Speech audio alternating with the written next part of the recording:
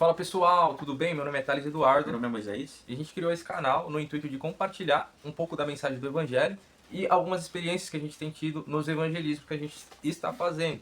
Então eu quero ler para vocês aquilo que está escrito em Mateus capítulo 5, do versículo 14 ao 16, que diz: Vocês são a luz do mundo.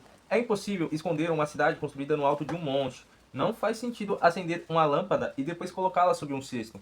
Pelo contrário, ela é colocada num pedestal de onde ilumina todos que estão na casa. Da mesma forma, suas boas obras devem brilhar, para que todos as vejam e louvem seu Pai que está no céu. A gente saiu esse sábado agora numa jornada evangelística e a gente teve um tempo de oração aqui. A gente pôde ouvir um pouco da voz do Espírito Santo, tivemos algumas visões e a gente saiu no intuito de evangelizar. E. Vai falar? Então, comentando um pouco sobre esse tempo que a gente teve de oração, o intuito era basicamente estar sensível à voz do Espírito Santo para que talvez o Espírito Santo viesse a direcionar a gente para o lugar correto, para que ele viesse trazer as pessoas corretas. E é muito importante isso sobre a gente estar sensível à voz de Deus, né? Sim, sim. Porque quando a gente sai para fazer algo para Deus, alguma obra para Deus, sem primeiramente ouvir o que Deus quer falar conosco, é como se fosse talvez algo, talvez não, mas uma obra da carne, né? Então a gente precisa estar muito, tudo que a gente for fazer, a gente precisa sempre pedir direção de Deus, sempre pedir ali o aval de Deus para tudo que a gente for fazer. Não faça nada sem orientação do Senhor, quando é algo relacionado a Deus. Então peça direção a Deus em tudo que você for fazer, Sim. e eu creio que tudo vai ocorrer bem. E a princípio, né, quando a gente saiu, né, para abordar as pessoas, a gente abordou um casal de artistas. Eles estavam lá na praia e eles estavam usando droga, né? Eles estavam fumando maconha. A gente ofereceu uma oração para eles. Eles falaram que não estavam em condições de receber uma oração. Eles ficaram constrangidos. E mesmo assim, a gente nos aproximou deles, né? A gente se aproximou deles e a gente falou do amor de Jesus, falamos do Evangelho, falamos que Jesus, se estivesse passando lá entre eles, ele estaria falando do amor dele. Então não teria por que a gente não falar do amor dele também. A gente foi lá, compartilhou do amor de Jesus. A gente trouxe luz a alguns conceitos que eles tinham. O Moisés, ele compartilhou um pouco do testemunho dele, do encontro que ele teve com Deus. E de fato, a mensagem do Evangelho foi semeada sobre aquelas pessoas, né? E. Quer falar? É, Bom, eu queria compartilhar um pouco da abordagem que a gente teve com esse pessoal. Acho que é a segunda vez que a gente evangeliza juntos, né? Sim, sim. É a segunda vez que a gente sai para evangelizar. A princípio a gente ficou talvez um pouco com receio de já chegar naquele pessoal, porque é muito assim, né? Muito da nossa alma, da nossa carne, a gente tem vergonha, muitas vezes, medo, né, de chegar nas pessoas. Porque realmente a gente tem uma ideia de que chegar em alguém desconhecido é algo um pouco assustador, né? Não sei. Mas ali a gente chegou naquele pessoal e ali o Espírito Santo ele começou a nos dar as palavras corretas, né? A Bíblia diz que o Senhor diz que ele nos dará as palavras corretas, né? As palavras. A gente só precisa chegar. Então a gente precisa primeiro vencer o medo, a gente precisa vencer o medo, Sim, chegar ali e ali Deus começa a trabalhar, né? sim, sim. Começa a fazer a obra, né? De fato que deve ser feita, porque não vem de nós. A gente não deve confiar no nosso esforço, a gente não deve confiar é, no nosso próprio esforço, mas sim em Deus. Sim, sim. Porque se a gente acha assim, cara, eu não consigo chegar ali porque, não sei, eu não tenho capacidade. Não é você que te capacita, é Deus que te capacita. Então só vai. Sim. É. E a gente foi lá, a gente foi com a cara e coragem mesmo, né? Depois de um tempo de oração. E a gente abordou esse casal e logo em seguida a gente abordou um morador de rua, digamos, né? Ele disse que estava na rua temporariamente, né? Que ele ia voltar para casa dele, mas ele estava em condição de rua. E ele estava com a dor na coluna. A gente se ofereceu para orar por ele, né? A gente se ofereceu para orar por ele e ele foi tocado por Jesus. Jesus curou ele, né? A princípio ele não sentiu uma cura completa, ele sentiu dor. Aí depois nós oramos novamente e ele pôde sentir a cura de Deus, o toque de Jesus ali naquele momento. E, cara, surreal porque Jesus ele continua curando, né? Jesus continua curando, né? Com certeza.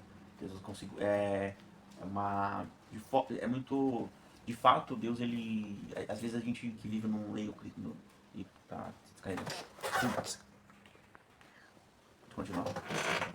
A gente que vive no meio cristão, a gente que vive em igreja, na igreja, né? Que a gente que anda ali no corpo, muitas vezes a gente está preso talvez a uma certa religiosidade, né? A gente tá preso somente naquilo, de ir para a igreja, ver uma pregação e beleza. Mas quando a gente se disponibiliza a Deus, a gente se tem um coração disposto a fazer a obra de Deus, a sair nas ruas e evangelizar, a gente começa a ver o agir de Deus ali, né? Que nem a gente vê que a luz começa a brilhar ali nas trevas. É muito louco porque na minha cabeça era só aquilo que eu poderia viver. Eu poderia viver somente lendo a Bíblia, somente orando e não e buscando a Deus no meu quarto e pronto. Mas de fato o Evangelho não é somente sobre isso, não é somente sobre você se encher de Deus no seu quarto, mas é você se encher de Deus e você sobre o que você recebeu de Deus, você levar o que você recebeu de Deus para fora, para as pessoas, né? E ali Deus começa a fazer. Então, se você tem algo que Deus coloca no seu coração, algo que você recebe de Deus, leve para as outras pessoas, porque certamente ah, Deus vai mostrar, né, Sim. o que você tem, expor, né? Um chamado de resplandecer de fato é essa luz, né? Essa luz Exatamente. não faz sentido debaixo de uma caixa, né? Sim. Essa luz ela tem que iluminar. Então, a luz só vai iluminar em ambientes aonde a luz de fato precisa iluminar. E Exatamente. a luz não precisa estar reclusa a quatro paredes de uma igreja, mas de Sim. fato aonde habita trevas, né? Onde de fato Cristo precisa brilhar ali, em meio às trevas. Então, Sim. é ali que Cristo vai se manifestar. Às vezes vai se manifestar mais que dentro de quatro paredes ou dentro do nosso secreto.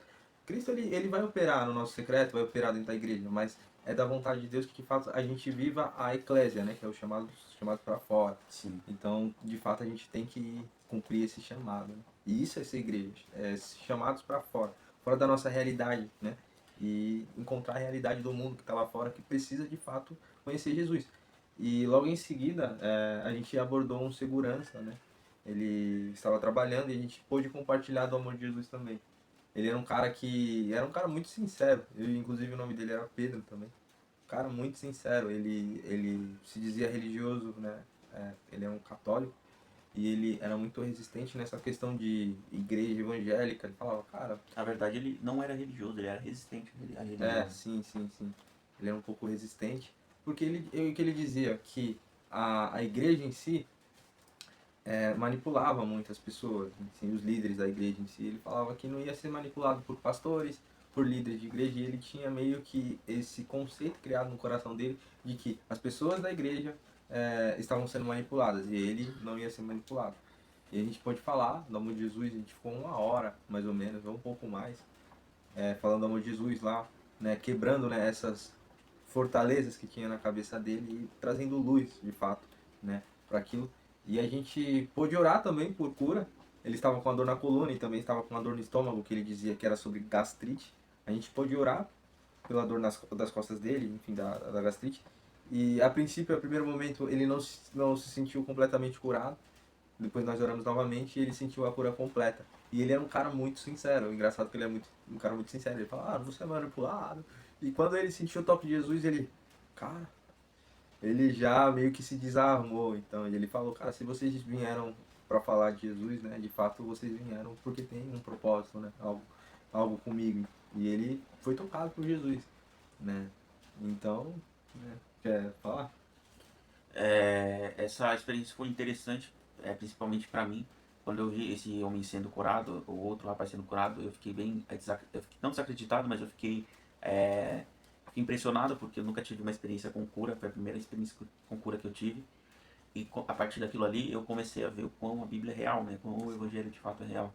Porque às vezes a gente vê ali a Bíblia, a gente lê a Bíblia, a gente está se deparando com palavras impressas, né? Mas quando a gente traz aquilo que está na Bíblia para fora, a gente vê que aquilo é uma realidade, que aquilo de fato acontece, que a Bíblia diz que em meu nome, Jesus fala, né, que no nome de Jesus nós curaríamos enfermos, né, expulsaríamos demônios.